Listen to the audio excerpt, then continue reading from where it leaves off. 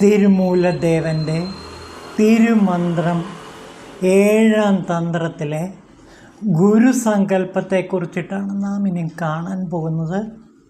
തിരുമൂലദേവൻ നമുക്ക് യഥാർത്ഥ ഗുരു ആരാണെന്ന് എന്നും അയഥാർത്ഥ ഗുരു ആരാണ് എന്നും, അതായത് സദ്ഗുരു ആരാണ് എന്നും അസദ്ഗുരു ആരാണ് എന്നും നമുക്ക് പറഞ്ഞു തരുന്നു. വളരെ പ്രധാനപ്പെട്ടതാണ് ഒരു സാധകനെ സംബന്ധിച്ചിടത്തോളം ഒരു ഗുരുവിനെ സ്വീകരിക്കുക എന്നുള്ളത്. ഗുരു എപ്പോഴും സദ്ഗുരുവായിരിക്കണം. സദ്ഗുരുവിനെ മാത്രമേ സ്വീകരിക്കാവൂ. അസദ്ഗുരു, അതായത് നല്ലതല്ലാത്ത ഗുരു, തെറ്റായ മാർഗത്തിലൂടെ ചരിപ്പിക്കുന്ന ഗുരു, ആ ഗുരു അസദ്ഗുരുവാണ്. അസദ്ഗുരുവിനെ ഒരിക്കലും സ്വീകരിക്കരുത്. പരീക്ഷിച്ചറിഞ്ഞിട്ട് വേണം ഏറ്റവും നല്ല സദ്ഗുരുവിനെ തന്നെ സാധകൻ സ്വീകരിക്കേണ്ടത്. ഗുരു ആവശ്യമായി വരുമ്പോൾ, ഗുരുവിനെ സ്വീകരിക്കുമ്പോൾ ശിഷ്യൻ വളരെ ശ്രദ്ധിക്കേണ്ടതുണ്ട്. യഥാർത്ഥ ഗുരുവിനെ മാത്രമേ തൻ്റെ ഗുരുവായിട്ട് സ്വീകരിക്കാവൂ. യഥാർത്ഥ ഗുരുവാണെന്ന് മനസ്സിലാക്കിയാൽ ആ ഗുരു സാക്ഷാൽ ദക്ഷിണാമൂർത്തി തന്നെയായി വന്ന് അവതരിച്ചതാണ് എന്ന് തന്നെ ശിഷ്യൻ കരുതണം.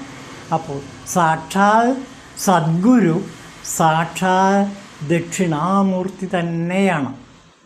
അതേസമയം അസദ്ഗുരുവാകട്ടെ ശിഷ്യനെ വഴിതെറ്റിക്കുകയും ആ അഗാധ ഗർത്തത്തിലേക്ക്, ദുഃഖത്തിൻ്റെ അല്ലെങ്കിൽ നാശത്തിൻ്റെ അഗാധ ഗർത്തത്തിലേക്ക് തള്ളിയിടുകയും ചെയ്യും. ഗുരു മാത്രമല്ല, ശിഷ്യനും ആ ഗർത്തത്തിൽ വീണു പോകാൻ സാധ്യതയുണ്ട്. അതുകൊണ്ട് ഒരു ഗുരുവിനെ സ്വീകരിക്കുമ്പോൾ വളരെ ശ്രദ്ധിക്കണം. യഥാർത്ഥ ഗുരു ശിഷ്യന് എന്താണോ ഹിതമായിട്ടുള്ളത്, എന്താണോ നൽകേണ്ടത്, അത് മാത്രമേ നൽകുകയുള്ളൂ. അപ്പോൾ യഥാർത്ഥ ഗുരുവിനെ കിട്ടുക എന്നുള്ളത് അതും ഈശ്വരാനുഗ്രഹമാണ്. അപ്പോൾ ശരിക്കും ആദ്യം ഒരു ശിഷ്യനാകാൻ ആഗ്രഹിക്കുന്ന വ്യക്തി തനിക്ക് സദ്ഗുരുവിനെ ലഭിക്കണേ എന്ന് ഭഗവാൻ ദക്ഷിണാമൂർത്തിയോട് നിരന്തരം ധ്യാനിച്ചുകൊണ്ടേയിരിക്കണം. അങ്ങനെ ദക്ഷിണാമൂർത്തിയോട് സദ്ഗുരുവിനെ നൽകാൻ നിരന്തരം പ്രാർത്ഥിച്ചു കൊണ്ടിരിക്കുമ്പോൾ സദ്ഗുരു ആ ശിഷ്യൻ്റെ മുമ്പിൽ പ്രത്യക്ഷപ്പെടുക തന്നെ ചെയ്യും. അങ്ങനെ മനസ്സ് വിശുദ്ധമായ തരത്തിൽ ഒരു ഗുരുവിനു വേണ്ടി തീവ്രമായി ആഗ്രഹിക്കുമ്പോൾ ആ ഗുരു എത്തിച്ചേരും. ഇവിടെ തീവ്രമായ മനസ്സിൻ്റെ ആഗ്രഹമാണ് ഒരു ശിഷ്യനെ ഗുരുവിലേക്ക് എത്തിക്കുന്നത്. അപ്പോൾ മനസ്സ് ഒരു ഗുരു ഇല്ലാതെ തനിക്ക് ജീവിക്കാൻ പറ്റില്ല എന്നുള്ള ആ നിരന്തരമായ ചിന്തയിൽ നിന്നാണ് സദ്ഗുരു ആ ശിഷ്യൻ്റെ മുമ്പിൽ പ്രത്യക്ഷപ്പെടുന്നത്, അല്ലെങ്കിൽ സദ്ഗുരുവിനെ ആ ശിഷ്യന് ലഭിക്കുന്നത്. രസകരമായ ഒരു കഥ ചില പുരാണങ്ങളിൽ വിവരിക്കുന്നുണ്ട്. അതായത് ഒരു ജിജ്ഞാസു ഒരു സന്യാസിയെ കണ്ടു. എന്നിട്ട് തനിക്ക് മന്ത്രോപദേശം നൽകണമെന്ന് സന്യാസിയോട് ആവശ്യപ്പെട്ടു. ജിജ്ഞാസു പറഞ്ഞു, നിനക്കതിന് സമയമായിട്ടില്ല, സമയമാകാതെ മന്ത്രോപദേശം നൽകാനാവില്ല. പക്ഷേ ഈ ശിഷ്യൻ, ഈ ജിജ്ഞാസു ആ സന്യാസിയെ നിരന്തരം അലട്ടിക്കൊണ്ടേയിരുന്നു. എനിക്ക് മന്ത്രോപദേശം തരൂ, എനിക്ക് മന്ത്രോപദേശം തരൂ എന്ന് പറഞ്ഞ്. അപ്പോൾ അവർ ഒരു നദിയുടെ അരികിലൂടെയാണ് സഞ്ചരിച്ചുകൊണ്ടിരുന്നത്. ഗുരു ആ ശിഷ്യനോട് നദിയിലിറങ്ങാൻ പറഞ്ഞു.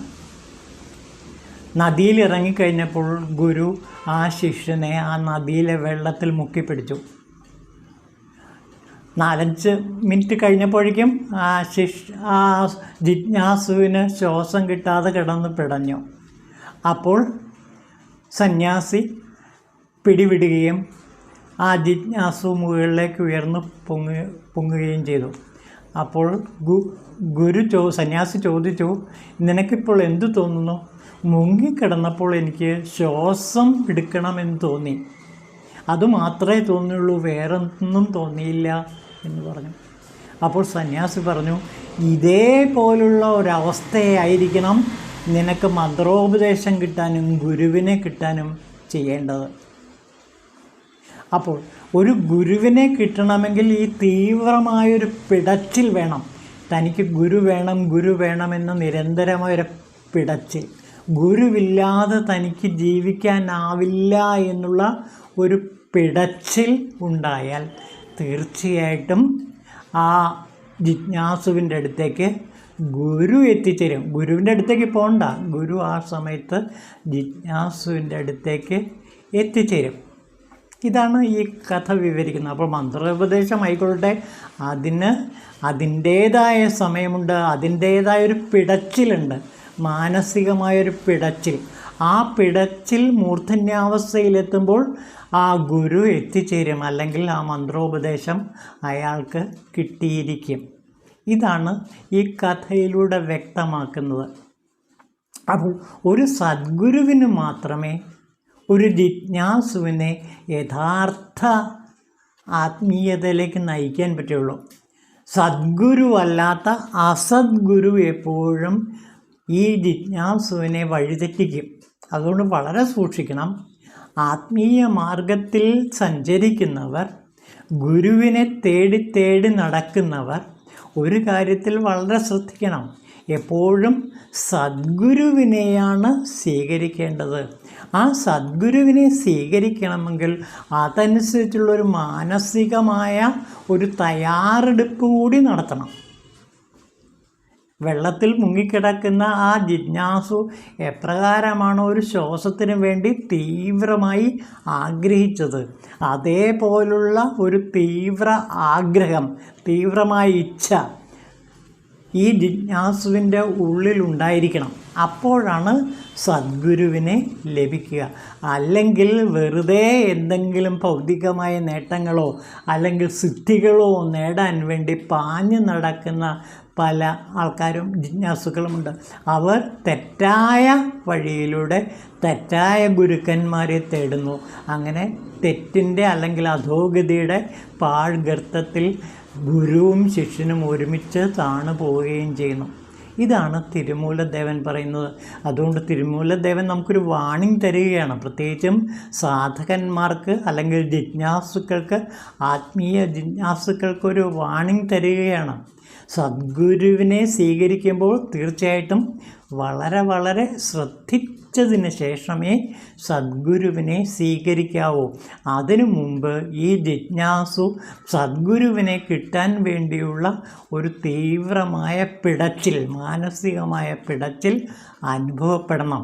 അങ്ങനെ അനുഭവപ്പെടുമ്പോൾ മാത്രമേ സദ്ഗുരുവിനെ ലഭിക്കുകയുള്ളൂ. അല്ലാത്തവർക്ക് വെറും എന്തെങ്കിലും സിദ്ധികൾ നേടാൻ വേണ്ടി മാത്രം, പേരിനും പ്രശസ്തിക്കും വേണ്ടി മാത്രം, അല്ലെങ്കിൽ ഏതെങ്കിലും നേട്ടമുണ്ടാക്കാൻ വേണ്ടി മാത്രം ഗുരുവിനെ തേടുന്നവർക്ക് ഒരിക്കലും സദ്ഗുരുവിനെ ലഭിക്കുകയില്ല. അവർക്ക് കിട്ടുന്നത് അസദ്ഗുരുവിനെയായിരിക്കും.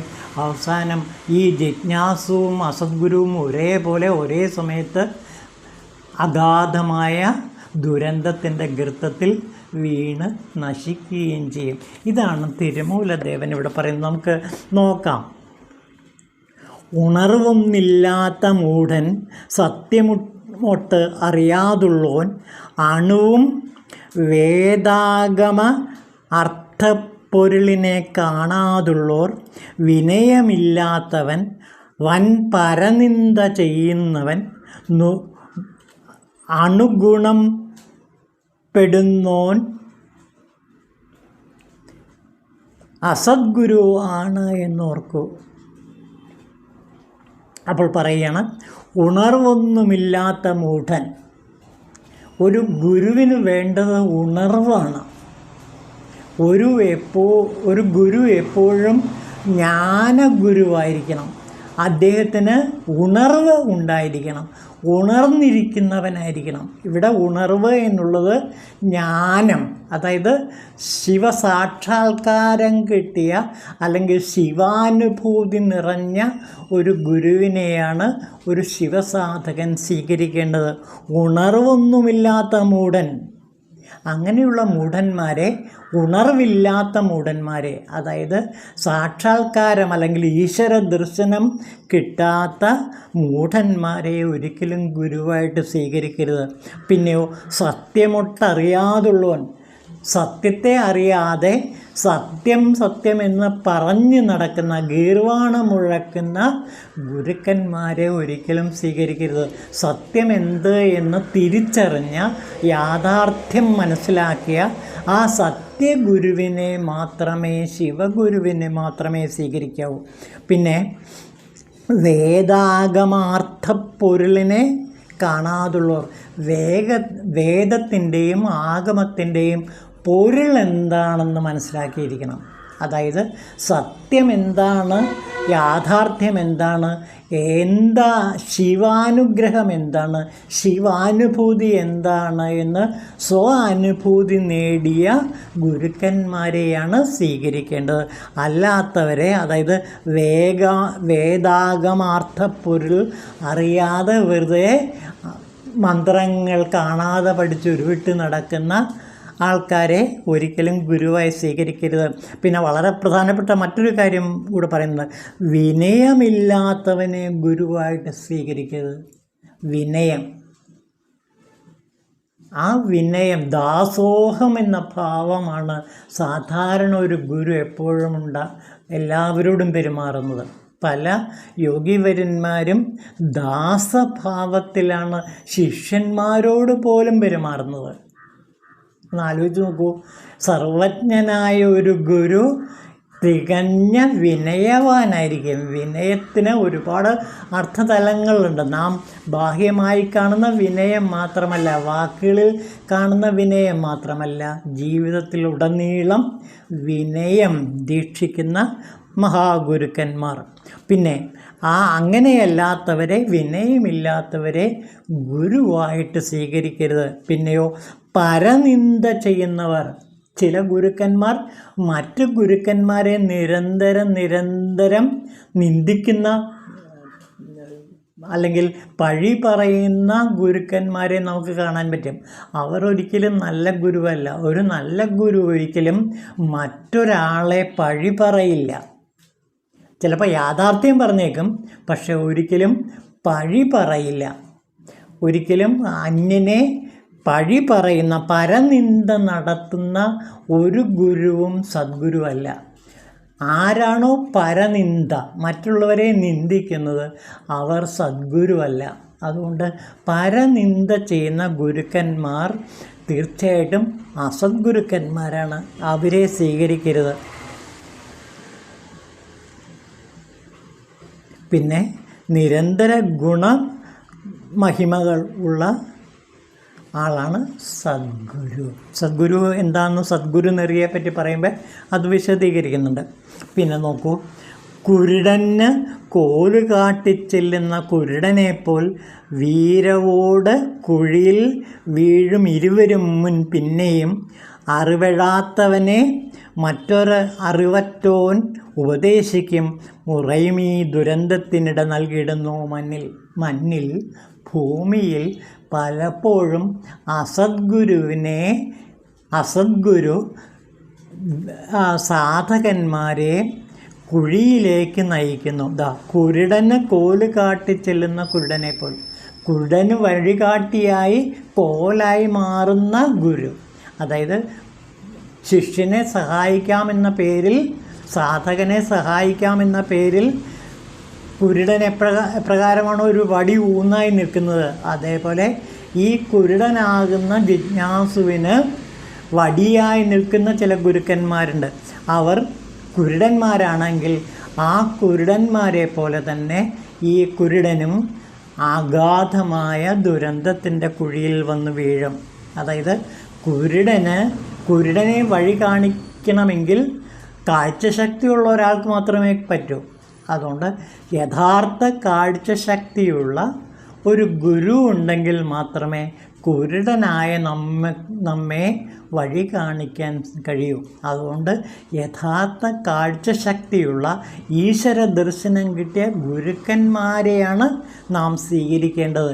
ഇല്ലെങ്കിൽ കുരുടൻ്റെ വടി പോലെ ആ ഗുരുവും അധോഗതിയിലേക്ക് വീഴും. അധോഗതിയിലേക്ക് ഗുരു മാത്രമല്ല, ആ നയിക്കുന്ന വ്യക്തിയെയും അധോഗതിയിലേക്ക് നയിക്കും. അങ്ങനെ രണ്ടുപേരും കുഴിയിൽ വീണ് നശിക്കും. അറിവിഴാത്തവനെ മറ്റൊരറിവിഴാത്തവൻ ഉപദേശിക്കും. അറിവില്ലാത്തവനാണ് ഈ സാധകൻ അല്ലെങ്കിൽ ശിഷ്യൻ, ആ ജിജ്ഞാസു. ആ അറിവില്ലാത്ത ജിജ്ഞാസുവിനെ അറിവില്ലാത്ത ഗുരു നയിച്ചാൽ എന്തായിരിക്കും ഫലം? അറിവില്ലാത്ത പടുകുഴിയിലേക്ക്, ഇരുട്ടിലേക്കായിരിക്കും വീഴിക്കുക. അതുകൊണ്ട് രണ്ടുപേരും ഇരുട്ടിലേക്ക് വീണു പോകും. അതുകൊണ്ട് സൂക്ഷിക്കുക. എപ്പോഴും എങ്ങനെ ദുരന്തത്തിനിട നൽകിയിടുന്നു മണ്ണിൽ, ഇങ്ങനെ ദുരന്തം സംഭവിക്കുന്നു. അപ്പോൾ ആ ജിജ്ഞാസുവിന് മാത്രമല്ല, ആ ജിജ്ഞാസുവിനെ വഴികാട്ടുന്ന കുരുടനായ ഗുരുവിനും വഴി തെറ്റുന്നു. രണ്ടുപേരും കൊടുങ്കാട്ടിൽ, സംസാരത്തിൻ്റെ കൊടുങ്കാട്ടിൽപ്പെട്ട് വഴിയറിയാതെ നരകിച്ച് അധോഗർത്തത്തിലേക്ക് വീണു പോകുന്നു. ഇതാണ് അസദ്ഗുരുവിൻ്റെ ലക്ഷണം. അപ്പോൾ തിരുമൂലദേവൻ പറയുകയാണ്, അല്ലയോ ജിജ്ഞാസു, നീ സദ്ഗുരു ഏതാണ് അസദ്ഗുരു ഏതാണ് എന്ന് തിരിച്ചറിയുക. എന്നിട്ട് അസദ്ഗുരുവിനെ ഒഴിവാക്കുക. അസദ്ഗുരുവിന് ഒരിക്കലും അറിവിൻ്റെ ലോകത്തിലേക്ക് നിന്നെ നയിക്കാൻ പറ്റില്ല. സദ്ഗുരുവിന്, അതായത് ജ്ഞാനിയായ ഗുരുവിന് മാത്രമേ നിന്നെ ജ്ഞാനമാർഗത്തിലേക്കോ അല്ലെങ്കിൽ ഭക്തി മാർഗത്തിലേക്കോ നയിക്കാൻ കഴിയുള്ളൂ. അതുകൊണ്ട് അല്ലയോ ജിജ്ഞാസു, നീ ആദ്യം നിൻ്റെ മനസ്സിനെ പാകപ്പെടുത്തുക. എങ്ങനെ? നാം ആദ്യം കണ്ട കഥയില്ലേ, വെള്ളത്തിൽ മുങ്ങിക്കിടക്കുന്ന ഒരാൾ ശ്വാസത്തിന് വേണ്ടി എങ്ങനെയാണോ കിടന്ന് പിടയുന്നത്, അതേപോലെ സദ്ഗുരുവിന് വേണ്ടി ഉള്ളം കിടന്ന് പിടയണം. ജിജ്ഞാസുവിൻ്റെ ഉള്ളം കിടന്ന് പിടയണം. അങ്ങനെ പിടയുമ്പോൾ സ്വാഭാവികമായി ദക്ഷിണാമൂർത്തി തന്നെ ഗുരുവായി നിൻ്റെ മുന്നിൽ പ്രത്യക്ഷപ്പെടും. ആ ഗുരുവിനെ തിരിച്ചറിയാൻ എളുപ്പമാണ്. എന്താണ്? ഉണർവുള്ളവനായിരിക്കും ആ ഗുരു. പിന്നെ സത്യത്തിൻ്റെ വഴി വിട്ട് ഒരിക്കലും മാഞ്ഞു പോവില്ല. വേദാഗമങ്ങളുടെ അർത്ഥം, പൊരുൾ ഉൾക്കൊണ്ടവനാണ്. പിന്നെ വിനയമുള്ളവനായിരിക്കും. ഒരിക്കലും പരനിന്ദ ചെയ്യില്ല. ഇങ്ങനെയുള്ളവരെല്ലാം സദ്ഗുരുക്കന്മാരാണ്. അങ്ങനെയല്ലാത്തവർ, പരനിന്ദ ചെയ്യുന്നവർ, ഉണർവില്ലാത്ത മൂഢന്മാർ, സത്യമറിയാതെ വെറും ഗീർവാണം നടത്തുന്നവർ, വേദാഗമ പൊരുൾ അറിയാത്തവർ, വിനയമില്ലാത്തവർ, ഇവരെല്ലാം അസദ്ഗുരുവാണ്. ഈ അസദ്ഗുരുവിനെ കഴിയുന്നതും ഒഴിവാക്കുക തന്നെ വേണം. അല്ലെങ്കിൽ അവരെ ഒരിക്കലും സദ്ഗുരുവായിട്ട് സ്വീകരിക്കരുത്. ഇതാണ് അസദ്ഗുരുവിനെക്കുറിച്ച് തിരുമൂലദേവൻ 10,000 വർഷങ്ങൾക്ക് മുമ്പ് തന്നെ നമ്മളോട് പറയുന്നത്. അപ്പോൾ ഒന്ന് ആലോചിച്ച് നോക്കൂ. ഗുരുക്കന്മാർ എപ്പോഴും 2 തരത്തിലുണ്ട്, പണ്ടും അന്നും ഇന്നും എപ്പോഴും. ഈ പ്രപഞ്ചമുള്ളിടത്തോളം കാലം, ഈ ഭൂമി ഉള്ളിടത്തോളം കാലം സദ്ഗുരുവിനെ പോലെ തന്നെ അസദ്ഗുരുവും ഉണ്ടാകും. അതുകൊണ്ട് വളരെ ശ്രദ്ധിക്കണം. അസദ്ഗുരുവിൻ്റെ മാർഗത്തിലൂടെ ഒരിക്കലും പോകരുത്. സദ്ഗുരുവിൻ്റെ മാർഗത്തിലൂടെ മാത്രമേ നാം പോകാവൂ എന്ന് നമുക്കൊരു വാണിംഗ് തരികയാണ് തിരുമൂലദേവൻ 1000 ആണ്ടുകൾക്ക് മുമ്പ്. ഒന്ന് ആലോചിച്ച് നോക്കൂ. അപ്പോൾ ഈ വർത്തമാനകാലത്തിലാണെങ്കിൽ ഇതിൻ്റെയൊക്കെ 100 ഇരട്ടി സദ്ഗുരുക്കന്മാരും അതേപോലെ അസദ്ഗുരുക്കന്മാരും ഉണ്ട്. അതുകൊണ്ട് ഒരു ജിജ്ഞാസു വളരെ വളരെ ശ്രദ്ധിക്കേണ്ടതുണ്ട്. ആ ശ്രദ്ധ എന്ന് പറയുന്നത് എന്താണ്? സ്വന്തം മനസ്സിൻ്റെ ഗുരുവിന് വേണ്ടി. എങ്ങനെയുള്ള ഗുരു? സദ്ഗുരുവിന് വേണ്ടിയുള്ള, ജ്ഞാനത്തിന് വേണ്ടി ആഗ്രഹിക്കുന്ന ഒരു ഗുരുവിനെ നൽകണമെന്നുള്ള ദക്ഷിണാമൂർത്തിയോട് എപ്പോഴും ഒരു ജിജ്ഞാസു പ്രാർത്ഥിക്കേണ്ടത്. നിരന്തര പ്രാർത്ഥന തനിക്ക് ഒരു സദ്ഗുരുവിനെ ലഭിക്കണേ എന്നാണ്. അങ്ങനെയുള്ളവർക്ക് സദ്ഗുരു ലഭിക്കുക തന്നെ ചെയ്യാം. അതും ഈശ്വരാനുഗ്രഹമാണ്. അപ്പോൾ ഒരു സാധകൻ്റെ അർഹതയനുസരിച്ച്, അയാളുടെ മനസ്സിൻ്റെ പിടച്ചിലനുസരിച്ച് അയാൾക്ക് സദ്ഗുരുവിനെ കിട്ടുക തന്നെ ചെയ്യും. ഇനി അടുത്ത സദ്ഗുരു നെറിയാണ്, നമുക്കത് അടുത്ത ദിവസം എടുക്കാം. അപ്പോൾ ശ്രദ്ധിക്കുക, വർത്തമാനകാലത്തിൽ സദ്ഗുരുക്കന്മാരുമുണ്ട്, അസദ്ഗുരുക്കന്മാരുമുണ്ട്.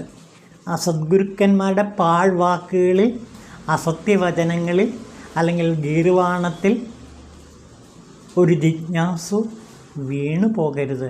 വിനയമുള്ള സത്യദർശനം ഉൾക്കൊണ്ട് വേദാഗമ പൊരുൾ എന്താണെന്ന് മനസ്സിലാക്കിയ ആ സത്യവാനായ, സത്യത്തെ സാക്ഷാത്കരിച്ച, ശിവനെ സാക്ഷാത്കരിച്ച സദ്ഗുരുവിനെ തന്നെ ഗുരുവായി നമുക്ക് ലഭിക്കട്ടെ എന്ന് പ്രാർത്ഥിച്ചുകൊണ്ട് ഈ എപ്പിസോഡ് അവസാനിപ്പിക്കുകയാണ്. എന്തെങ്കിലും ഗുരുനിന്ദ ചെയ്തിട്ടുണ്ടെങ്കിൽ ഭഗവാൻ ദക്ഷിണാമൂർത്തിയോട് ക്ഷമ ചോദിച്ചുകൊണ്ട് എല്ലാവർക്കും ശാന്തി നേരുന്നു. ഓം ശിവായ തിരുമൂല.